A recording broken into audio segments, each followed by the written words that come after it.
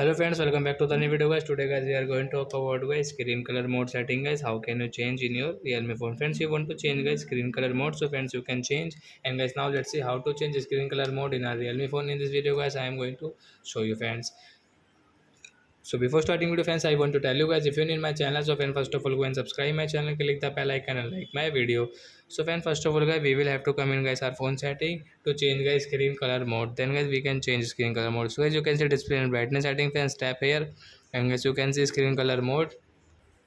After on guys display and brightness setting guys, you can see guys your screen color mode, friends, tap here and guys you can see your screen color mode setting guys. You want to change, so you can change from here and guys switch and guys you can see a default and warm and cool color guys. You can customize yourself guys. You can screen color temperature guys, you can set yourself. So like that guys we will change it. So you can see guys screen color has changed in our Realme phone. So like that guys you can change guys screen color mode in your Realme phone. So that's it guys, thanks for watching my video guys. Now we will meet on next video. Bye bye friends.